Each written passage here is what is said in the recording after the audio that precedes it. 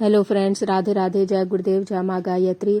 आज एकादशी भी है और गुरुवार भी है, तो एकादशी की पूजा विधि मैं आप लोगों से शेयर करने जा रही हूँ कि मैं कैसे बहुत ही सरल सिंपल तरीके से एकादशी की पूजा और गुरुवार की पूजा करती हूँ। और आप भी अगर आप करना चाहते हैं तो आप इसको मतलब बहुत सरल विधि को आप फॉलो कर सकते हैं। तो सबसे पहले देखिए, मतलब गुरुदेव का मैं ध्यान करती हूँ, मेरे गुरुदेव और गायत्री माँ का, और भाव करती हूँ, जल छिड़क कर उनको स्नान कराकर स्नान का भाव करती हूँ। फिर तिलक वगैरह सब लगाती हूँ, पुष्प अर्पित करती हूँ और उनके स्थान पर उनको स्थापित कर देती हूँ।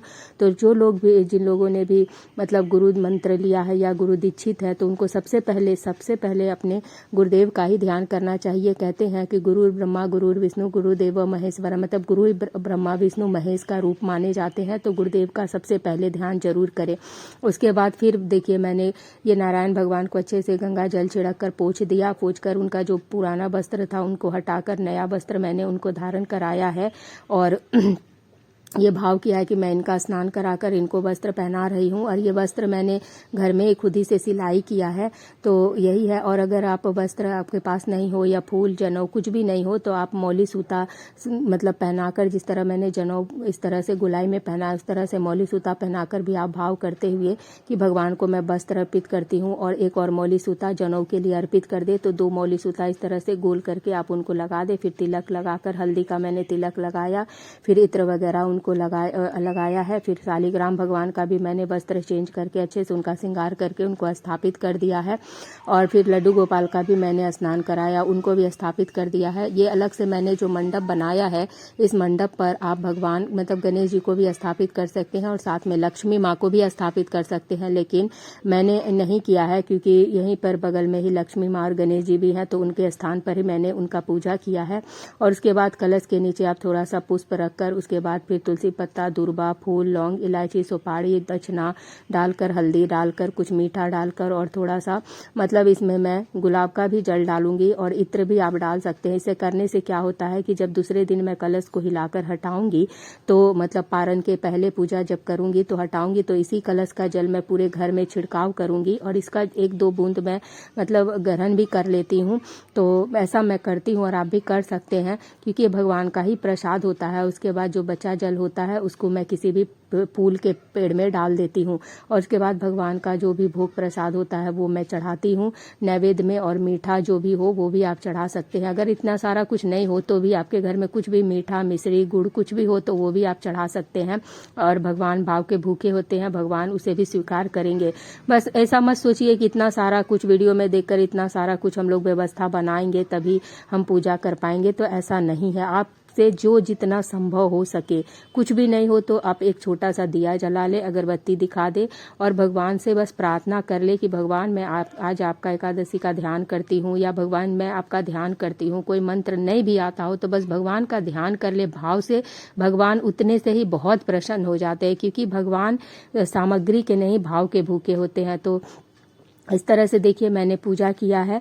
और उसके बाद गणेश जी को भी मैंने भाव से जल छिड़का, सारे देवी देवता के ऊपर मैं जल छिड़काव करती हूँ ये भाव से कि मैं उनका स्नान करा रही हूँ। फिर उनको पुष्प जो भी आता है अर्पित करती हूँ। गणेश जी को दुर्वा अर्पित किया और भोग प्रसाद जो होता है अर्पित करती हूँ। उसके बाद फिर शिव जी का भी मैं अभिषेक करती हूँ।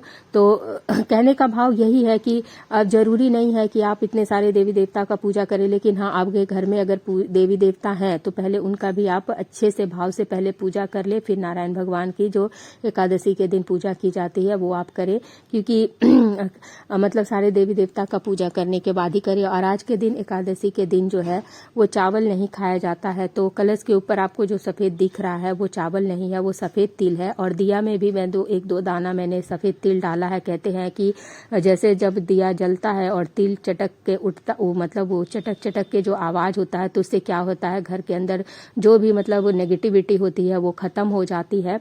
तो यही है। और उसके बाद फिर आप कथा करें भगवान जी का, या फिर कोई मंत्र का भी जाप कर सकते हैं। अगर आपके पास समय है तो 11 बार मंत्र करें, 101 बार मंत्र करें। नमो भगवते वासुदेवाय नमः, कृष्णाय वासुदेवाय नमः, हरे परमात्मा ने, मतलब कुछ भी आप, या फिर भगवान का ऐसे शांति से बैठकर बस ध्यान करें, या भगवान से बातें भी आप कर सकते हैं। आपको अगर मंत्र कुछ नहीं आता है तो जो भी आपके मन में बात हो, बैठकर भगवान से बोले, बात करें। भगवान बस बात करना चाहते हैं, भगवान भाव से कनेक्ट होना चाहते हैं कि आपके मन में जो भी अच्छा बुरा जो भी आता हो आप भगवान से बोले और अब महसूस करें कि क्या आपके अंदर भाव आता है। जब भगवान से आप बातें करेंगे तो एक भाव भी आपको महसूस होगा, तो वो ज़रूरी होता है। और उसके बाद फिर सब मतलब जितना भी भोग प्रसाद होता है सबके ऊपर आप तुलसी पत्ता अवश्य चढ़ाएं। आज के दिन तुलसी पत्र नहीं तोड़ा जाता है और ये जो तुलसी पत्र मैं चढ़ा रही हूँ ये एक दिन पहले ही बुधवार को मैंने मतलब तोड़कर कटोरी में जल में डालकर मैं रख देती हूँ। इसके अलावा मैं ऐसा हमेशा ही करती हूँ क्योंकि कभी रविवार पड़ता है या कभी कोई ऐसा दिन होता है जब तुलसी पत्र नहीं तोड़ना होता है, तो आप एक दिन पहले ही तोड़कर कटोरी में मतलब ज़्यादा करके जल डाल के रख दे, तो उससे मतलब भगवान का जब आप भोग लाएं तो उसका यूज आप आराम से कर सकते हैं।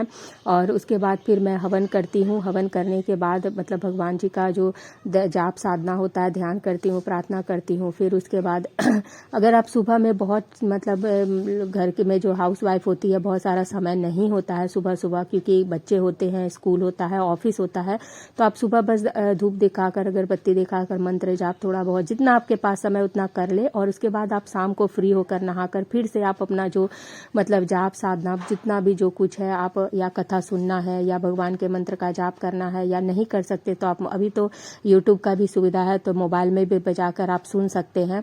तो बहुत सारा तरीका है, अगर आप तरीका खोजे तो मतलब आपके पास बहुत ऑप्शन है करने के लिए। और बहुत सारे लोगों के घर में लहसुन प्याज बनता है या नॉनवेज बनता है तो मन में भाव होता है कि लड्डू गोपाल की सेवा कैसे करेंगे या भगवान की, तो इतना कुछ मत, आप जो कर सकते हैं खुद से वो करें, जो नहीं कर सकते उनको दबाव मत डालें और बस आप करें। देखिए आपके घर में कुछ ना कुछ अपने आप परिवर्तन होगा और होता है, जरूर होता है। फिर जो मतलब गुरु मंत्र का मैंने जाप किया, भगवान जी की कथा कही और बाकी शाम को मैं एकादशी का व्रत कथा मैं शाम को सुनूंगी और बाकी का मतलब कुछ जाप मेरा रह गया है तो वो शाम को करूंगी। उसके बाद क्योंकि अभी हस्बैंड का टिफिन भी मुझे बनाना है, वो उनको ऑफिस निकलना है और उसके बाद फिर मैंने ये हवन किया है। हवन करने के बाद अभी मैं आरती करूंगी, तो अभी हवन चाहे तो कर सकते हैं और मतलब छोटा सा या 5 बार आप हवन में डाल दे भगवान जी का नमो भगवते वासुदेवाय नमः बोलते हुए भगवान को डाल हवन अर्पित कर दे। मतलब भगवान आपका आपको अर्पण, मतलब आपने जो भी दिया है